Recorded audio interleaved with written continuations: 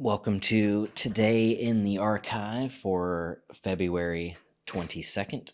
It is 2026, and this is where I look at everything that happened in on today's date in past years in the archive. A lot of the oldest stuff, uh, it has month geo metadata and maybe a day, but so there's going to be some times when the archive will be 1990, but most of the time it's going to be 2007-ish and ahead. And then the the YouTube archive, I did search to see if there was a February 22nd, and there wasn't. But jumping in here, the first February 22nd was in the archive is 2008.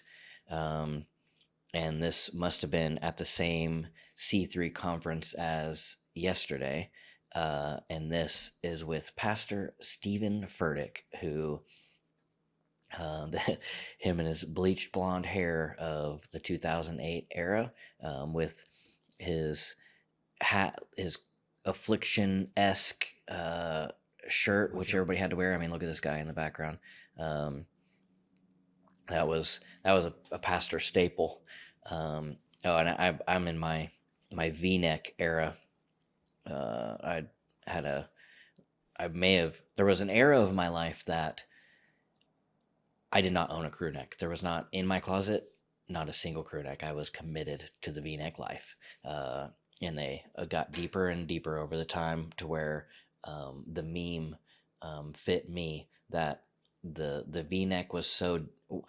At what point does the V-neck become a vest? And I was approaching that line. Stephen Furtick is the pastor of Elevation Church in, I want to say, Charlotte, North Carolina, I think. Raleigh, North Carolina. I don't know. Somewhere around there.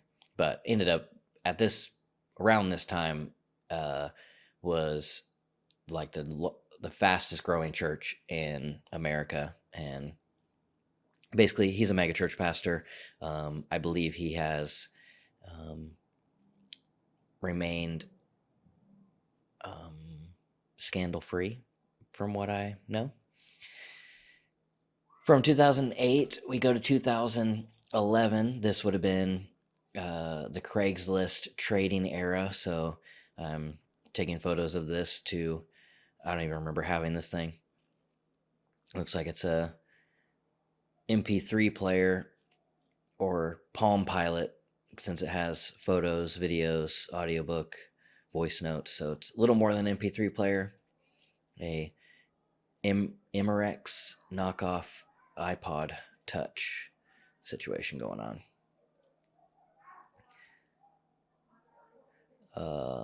Same day, I guess it had, you could tune a radio station on this thing. Nice.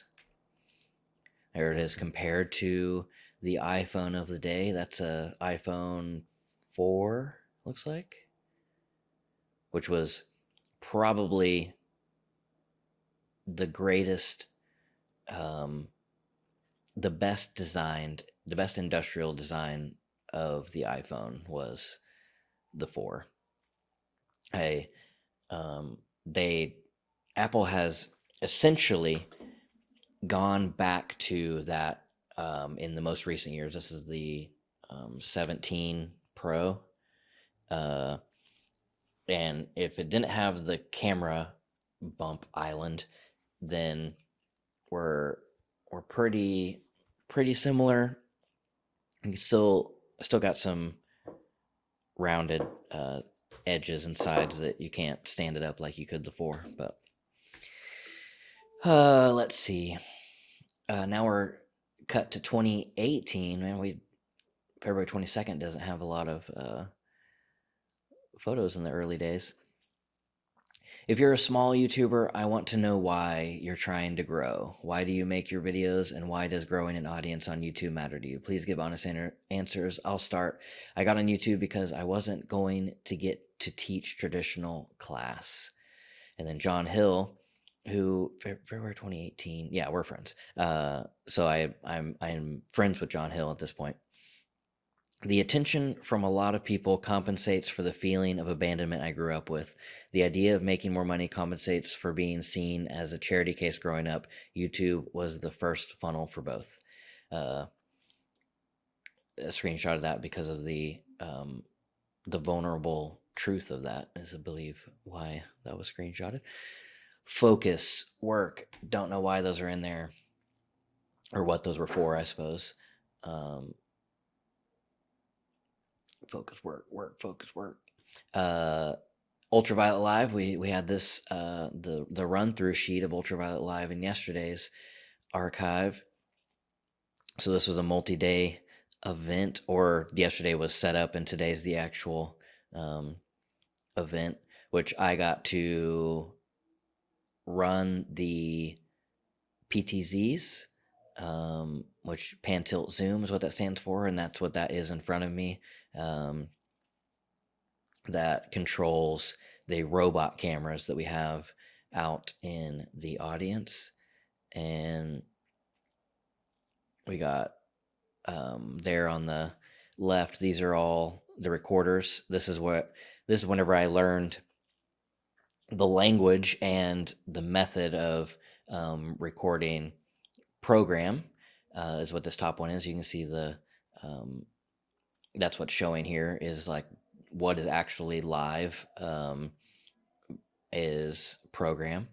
And then these are ISOs. ISO, it stands for isolated. It's the isolated camera recording. So each camera is being recorded in its raw feed, and then the program is being recorded.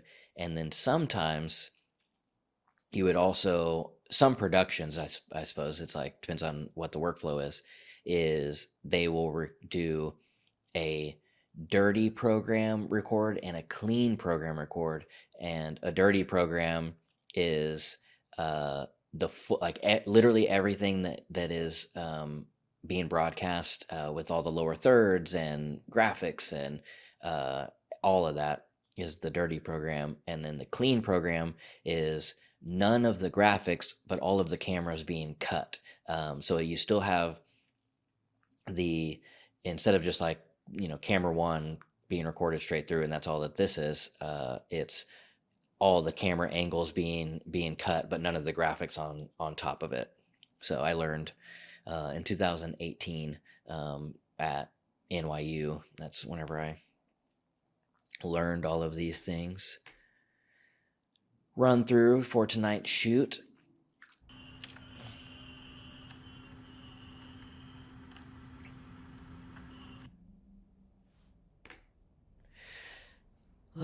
Same day, 2018. I doubt this photo was taken on this day, but just saved that day. But had somebody offer to take Sarah and I's photos and walk around New York. I think we went to dinner. So that's one of the best photos of me in my New York era walking in New York. This is the line for a Supreme drop. I lived on Bowery and Rivington, and this is just across the street on Bowery, and Bowery, and what was that street? It was Prince, and then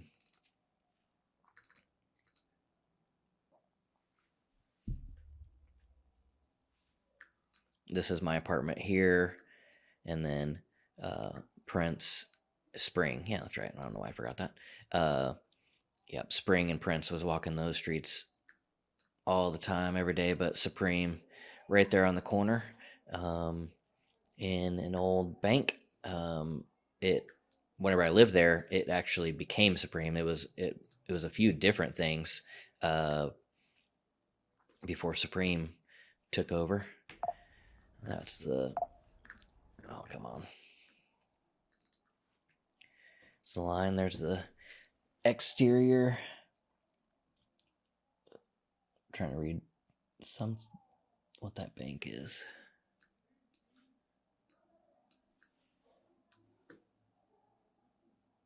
I don't know. But this building is also known for the tagging on it. It was cleaned once while I was there. One of the people who moved in power washed it all, got it cleaned up, but it's uh, what do you call that?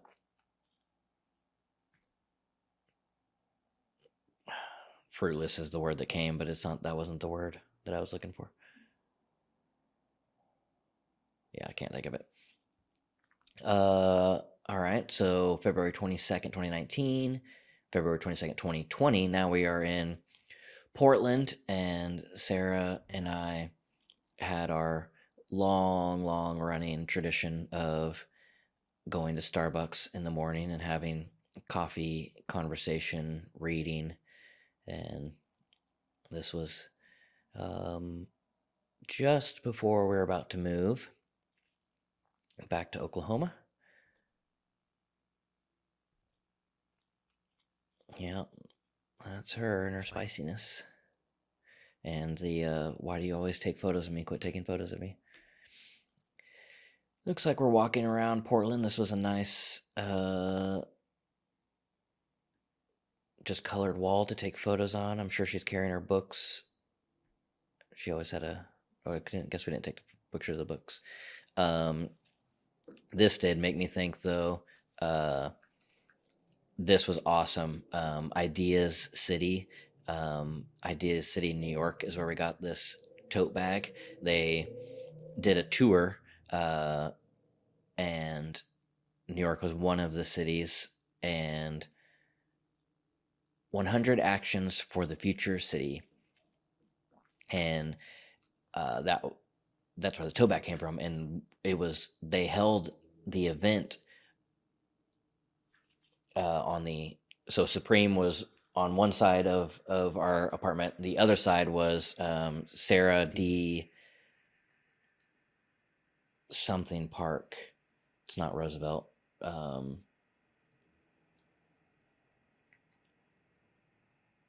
Sarah D. I think it does start with an R though. Something Park, and in that park they held this Ideas City conference, I guess, and it was so cool because it was the mayor or mayors and city planners is who was on panel, and I probably won't remember. I do remember that it was the mayor or the city planner of Detroit and Toronto and New York city planner, definitely, because it wasn't the mayor. And maybe another city. But them just talking about, I mean, city planning is so fascinating, and what makes a good city. How do you keep a city affordable, and how do you move people around a city efficiently, and so your city remains livable? All of those things, and parks, and yeah. So it was so cool and fascinating to get to hear them talk, and it was funny because the Toronto and New York guys, they were talking about affordable housing, and then the Detroit guy, he was like, it's funny sitting between you guys and hear you guys talk about needing to make affordable housing, but my problem is I'm trying to get people to move here, to move to Detroit. We have tons of housing, and one of the things he talked about was that they have a bunch of Mies van der Rohe houses, or no, Frank Lloyd Wright or Mies van der Rohe.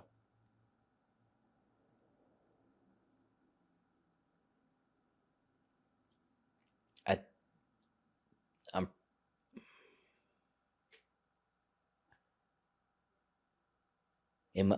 I'm thinking it's Mies van der Rohe.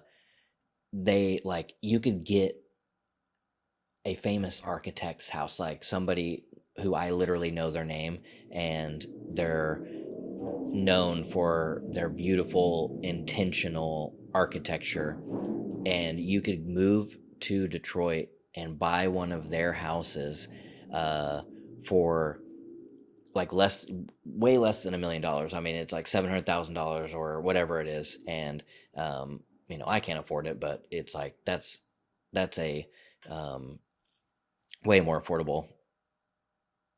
And it may have been cheaper than that. I don't know, but it was like, yeah, I'm not gonna move to Detroit. But that was very fascinating.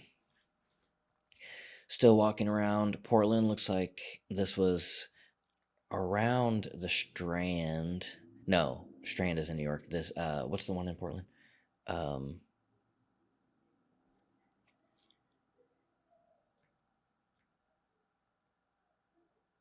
Hopefully I have a photo of it cuz now I'm forgetting. Car Corners, cuz I know we went. And there's another bathroom photo. Is this in my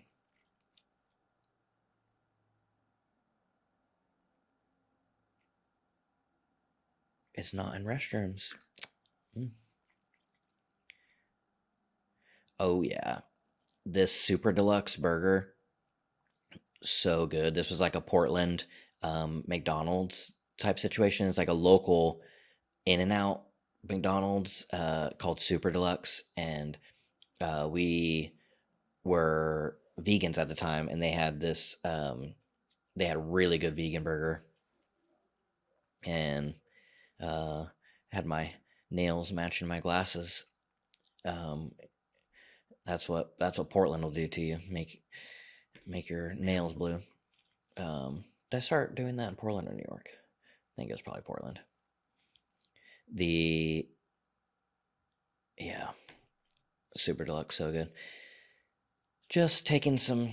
We knew we were moving, so taking some photos. This was uh, skinny crop jean era.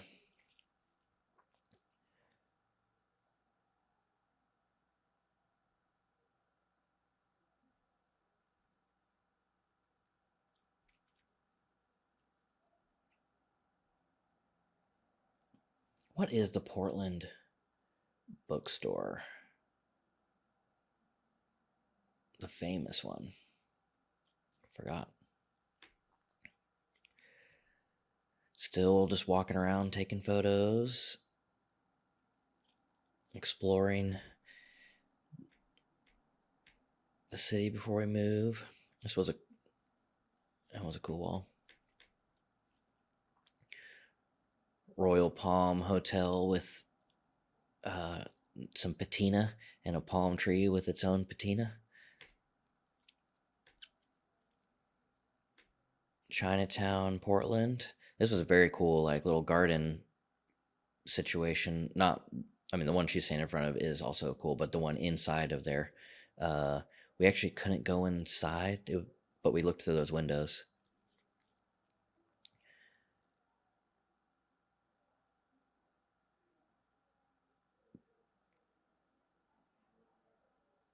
I'm trying to read what that sign said. I think it's a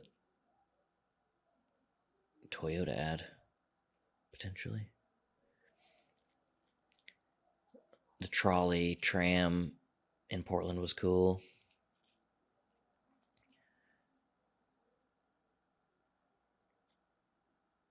Yeah. Portland's river was awesome. It was like during the summer months, people were out there on their sea-doos and paddle boards and just really using the river.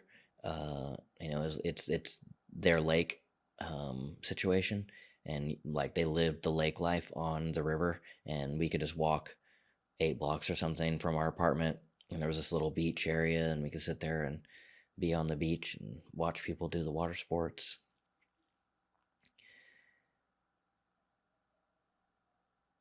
Cleaning out the closet, getting ready, packing everything up.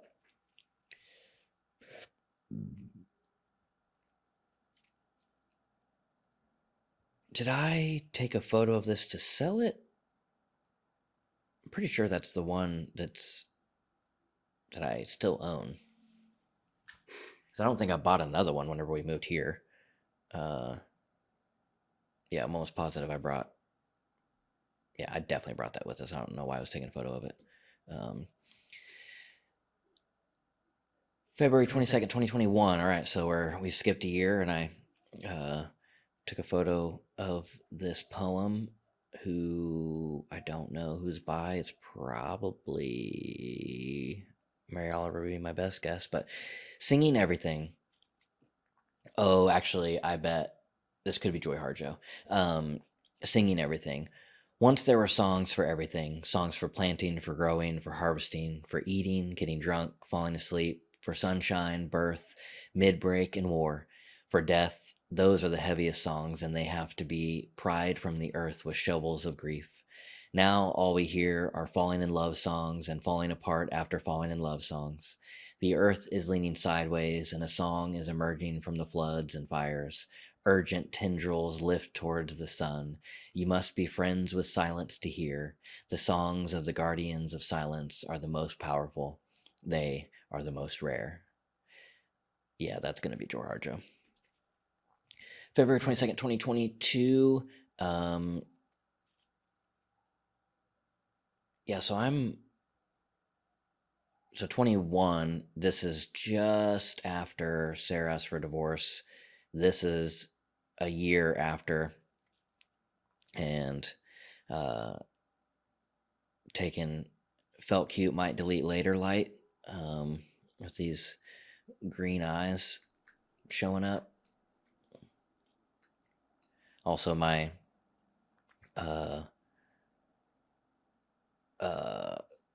grief skating like 8 hours a day or something. Weight, like all skinny but sunken.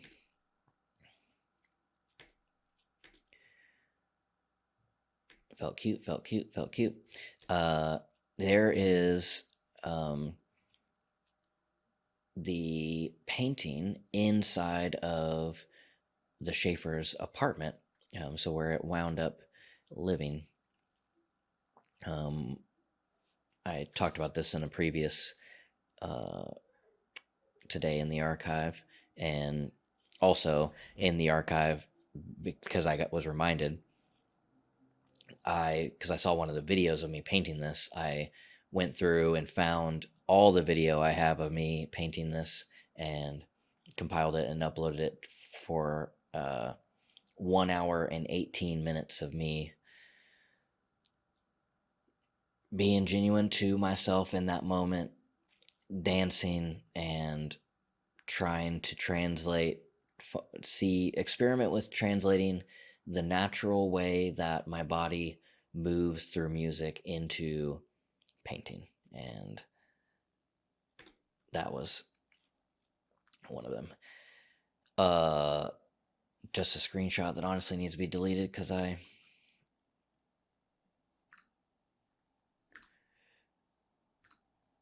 was just sending that to somebody. 2023, skip ahead, and just some graphics I saved to post to Instagram for New City Music single Always. And then same day, Pastor Matt and I went to Transformation Church, and this is whenever I met these fellas, Jack and Davey, and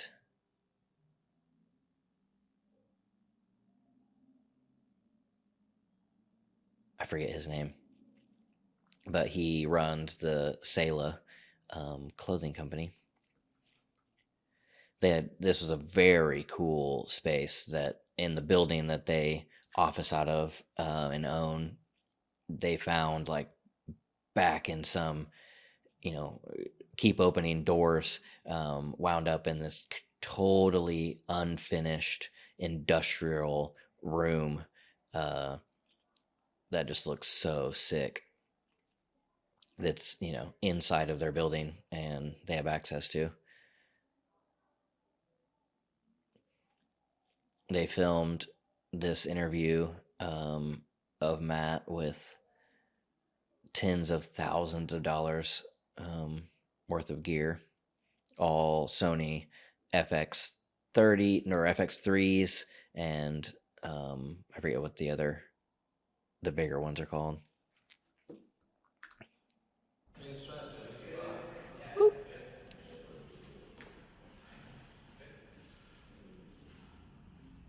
This is the setup. This light right here is somewhere over here. They're like actually casting that light for a little background situation. Big diffused light for this.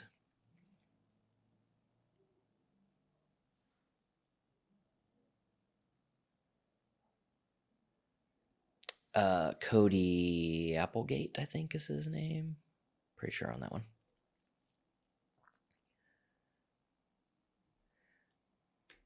Old PMAT doing the interview.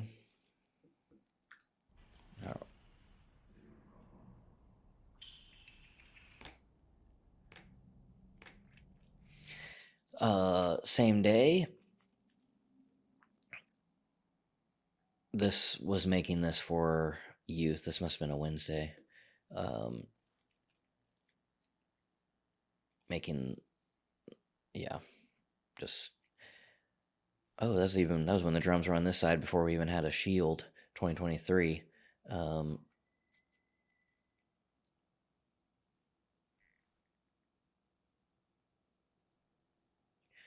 Okay. Buckle up for this one. I mean, this is part of the archive here. I'm gonna go ahead and start a new recording. So this is something that God gave me in my personal time. God revealed this to me, a framework for truth, and this is the way that I express it. That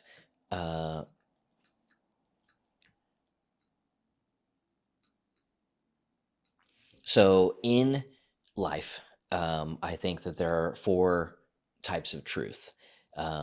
There are objective truths. So objective truths are that I'm here, I'm talking to this camera. This camera exists. If it didn't exist, you wouldn't be watching this video.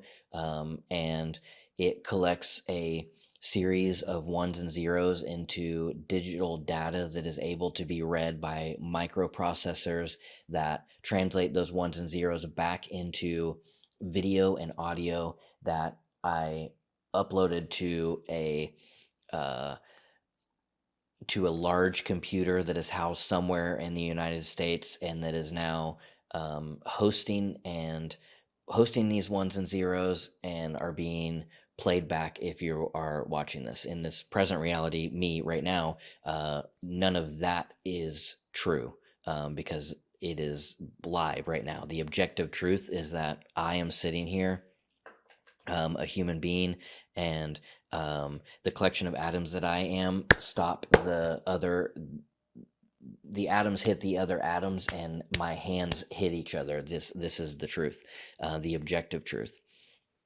The other type of truth is a personal truth. So a personal truth is my lived experience. This is something that is my...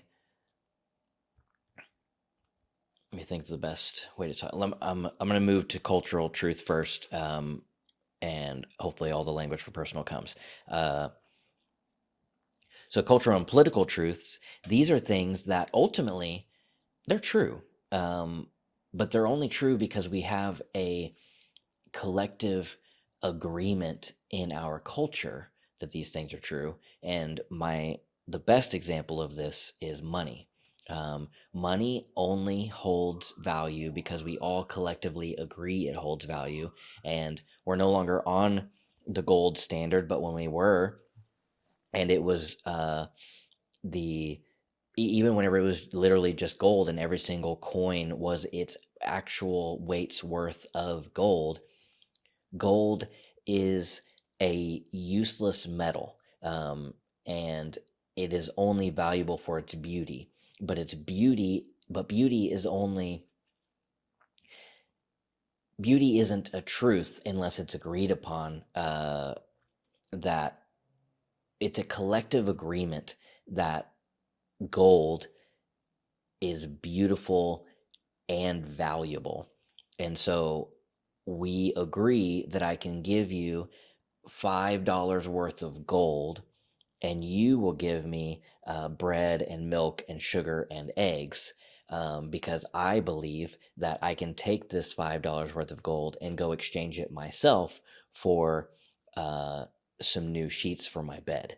We have a collective agreement and belief that this gold holds some sort of value, that ultimately objective truth does not, it isn't objectively worth anything. uh, it is a cultural and political truth that money has value. There's also that there's kind of the same as a political truth, that it's only true because we politically agree that it's true, and ultimately we could change our mind at any moment, and the thing that we used to say was true would now be false. um, so these are cultural and political truths. They are one of the backbones, they are about the backbone of society and the way that we operate, and these are the collective stories that we all, everything is a story. The and we need stories that we all agree on as a collective in order to remain a civilized society in some sort of unity, in order to have not only our town and our cities and our states, but then also the larger story of the United States, so that we can have freedom of movement and freedom of trade. But then also the story of money gives us a global community that we then trade worldwide to keep the entire system running, and that only runs because we have a collective story. None of that is an objective truth that E equals MC squared. Uh, um, Physics and physics doesn't, science doesn't care about any of that. Um, and then a personal truth is your own lived experience. There are the personal truth era. We are in the personal truth era. And I lived in the personal truth capital of the world, Portland, Oregon. And this is that they personal truth exists, but there's also whenever you outweigh the cultural and political truth and the objective truth, especially, and you overvalue your own lived experience and the truth of who you feel you are, and you say that that's even truer than the objective and cultural truth that I live in and on, in order for me to even to be able to experience a personal truth. And yet I'm saying that this personal truth uh, is top dog. um, but that's not really where I'm getting at yet. I'm just saying that that truth exists, and so there there's objective truth, cultural truth, and personal truth.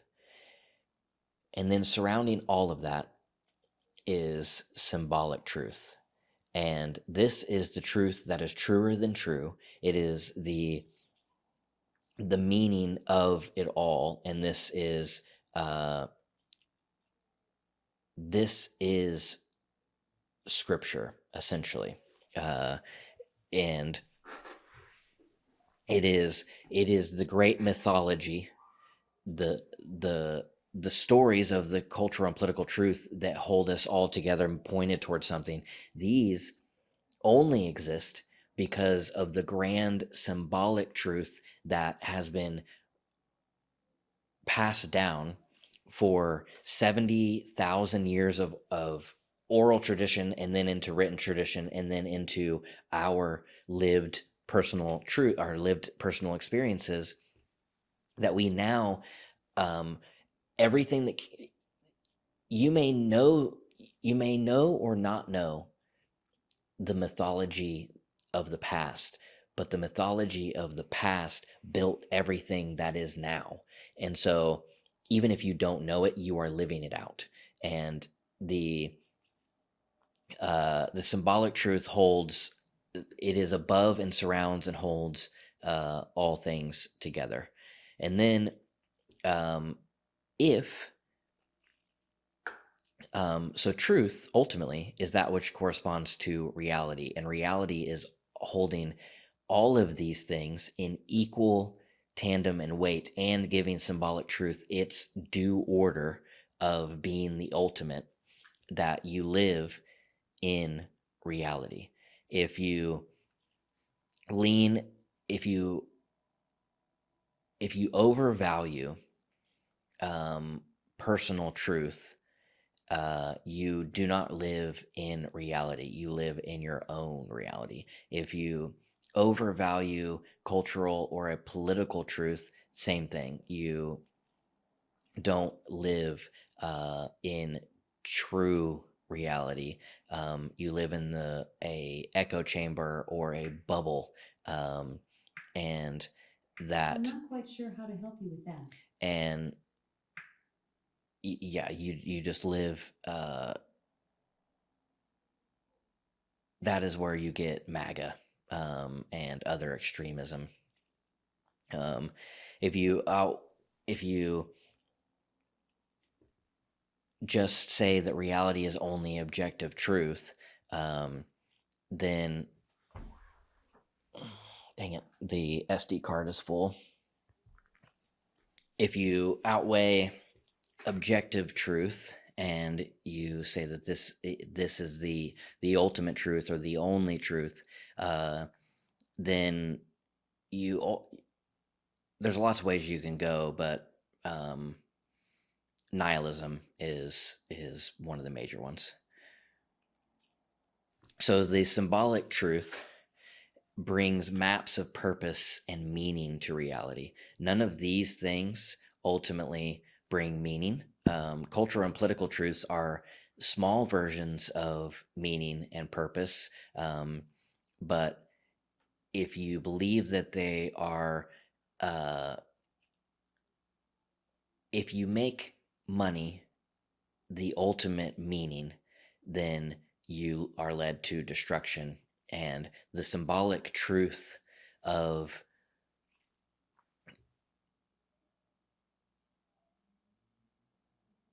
God, the symbolic truth of Scripture,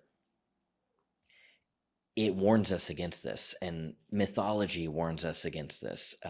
There's many more myth stories than just the Christian scriptures, but in my belief, the Christian scriptures of especially the Old Testament, because those were the oral myths told well before anything was ever written down, and those were human beings passing down wisdom information to future human beings. And in those stories, you are taught the wisdom that if you hold money as the ultimate meaning and purpose, that it will lead to destruction.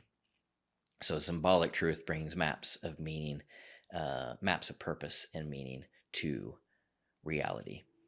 And then this is something that I will add, but I will say this is more me just brainstorming, whiteboarding, but this is very much open to debate and criticism, that in a Venn diagram, the intersection of these things,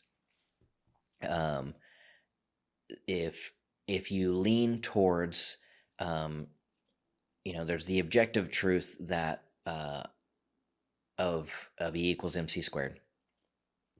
And if you lean away from the cultural and political truths and say those are just stories told by people, none of those things are ultimately real, I reject them, and my personal truth of the world is the most meaningful, you will probably find yourself in a liberal leaning, and maybe even far liberal.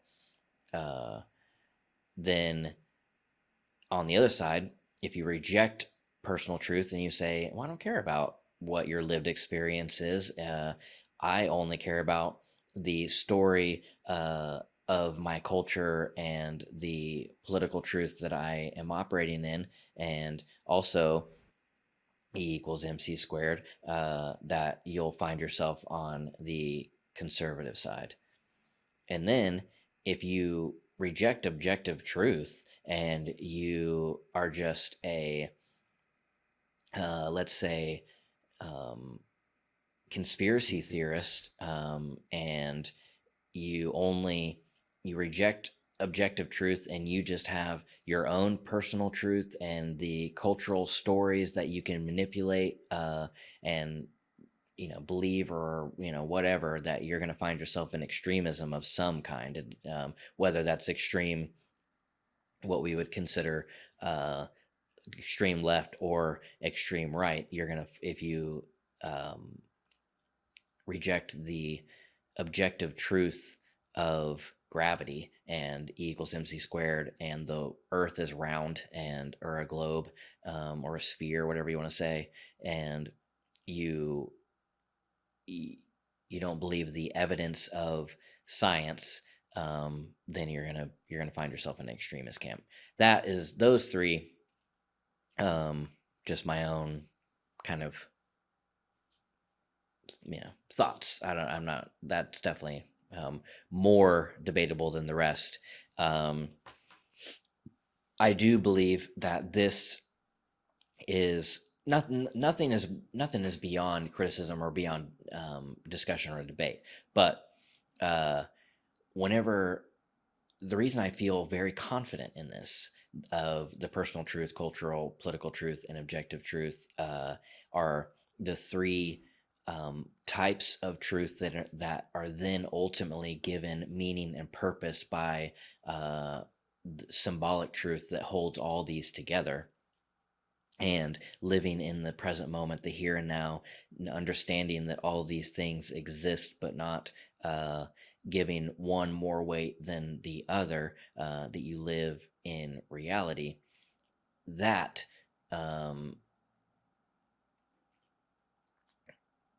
actually, let me take that back. All of these exist and are, I'm very confident in. Whether or not this is reality, that we can have a philosophical debate on, because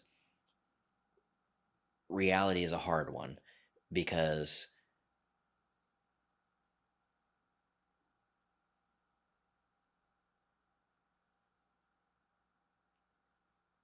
you could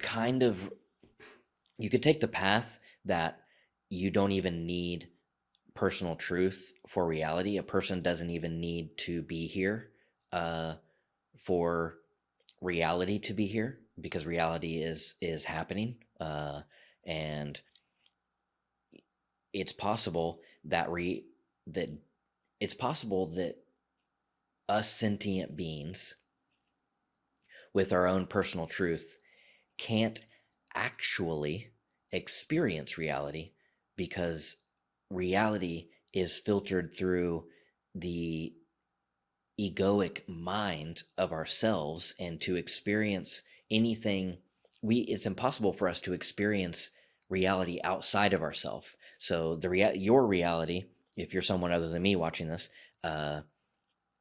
your reality is different than my reality, even though we live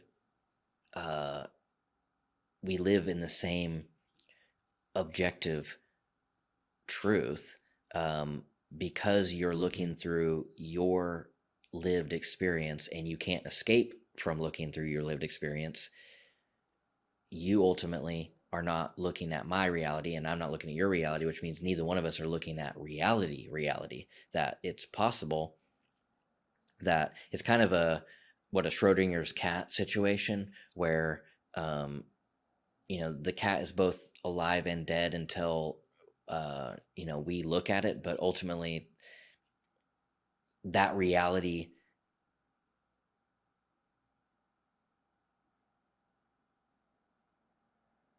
we could have never looked at it, and that's reality.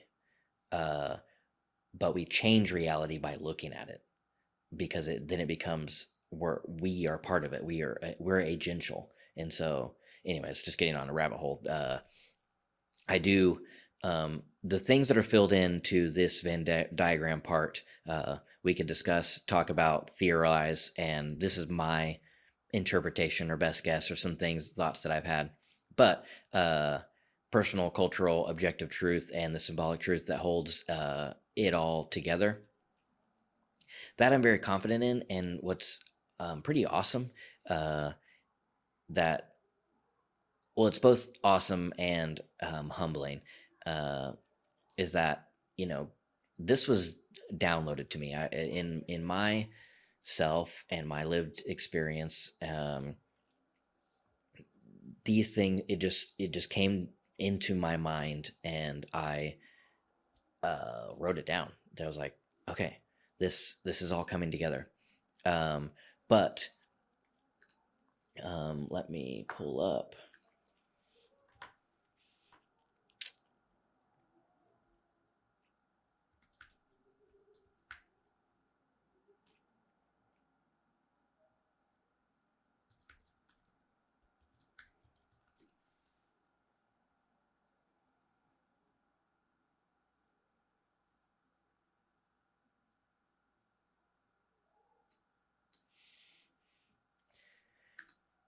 The Wesleyan quadrilateral.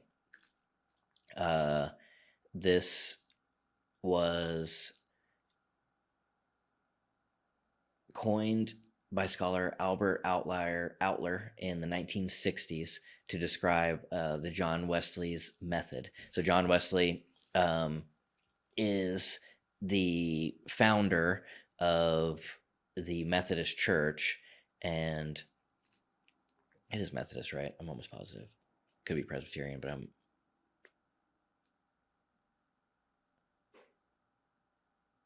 I guess it's the Wesleyan. Yeah, Methodist. Okay. I just want to make sure that I was not, I wasn't fully. I'm not recording this part, so let me.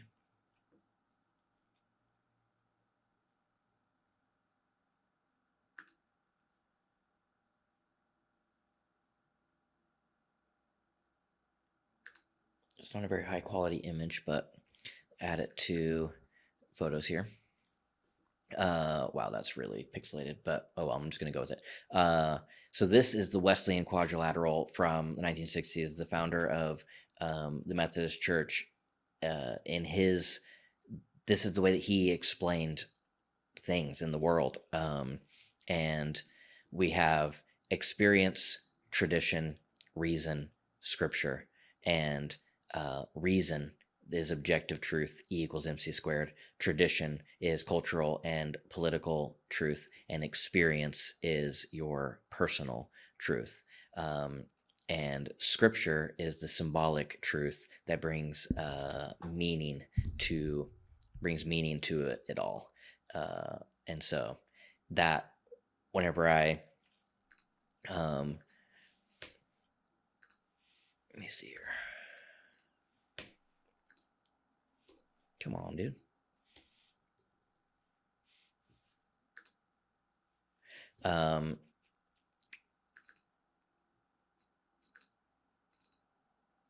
Whenever I laid this out, my thoughts out for Matt and Rachel, Matt asked if I knew or had seen the Wesleyan quadrilateral, and I was like, no. And he's like, this is exactly that. And so that was both affirming, and I need to change battery.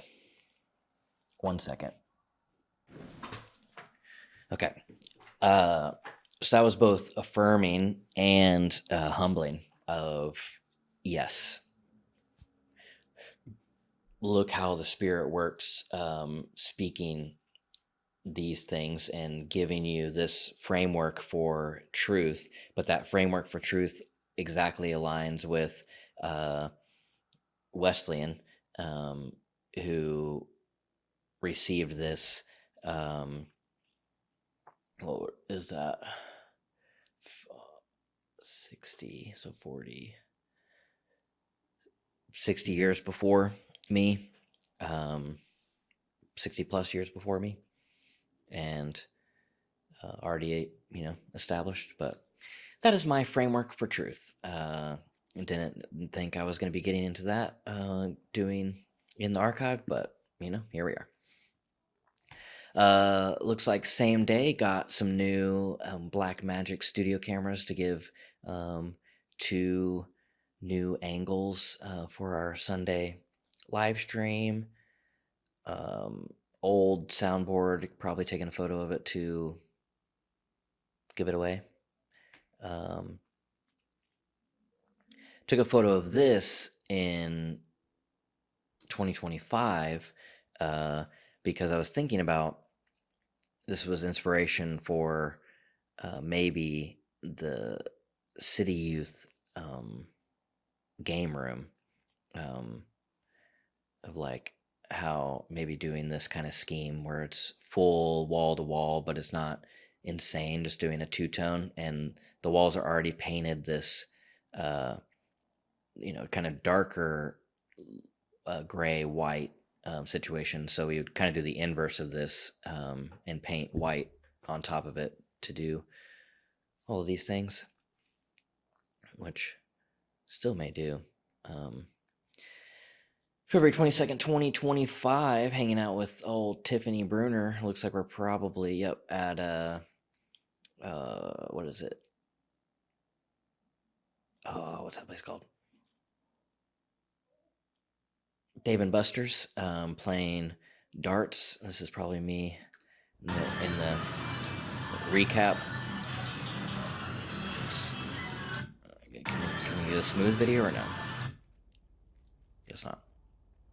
But celebrating my dart throw there. Playing darts at the old Dave and Buster's. It's actually a pretty cool digital dart situation. Pretty fun. Oh, Tiff.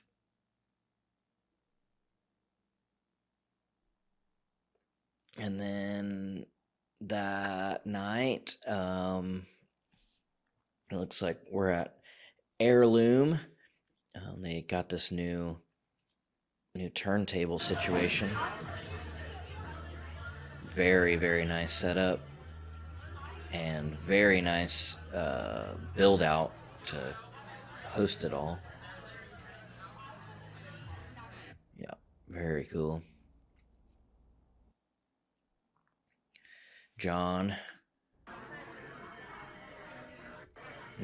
runs Coffee at Heirloom and built this out, bought all this gear and curated and bought, and then this build out. Very beautiful. And then there's today. So that is today in the archive. Maybe more than you bargained for, but that's that.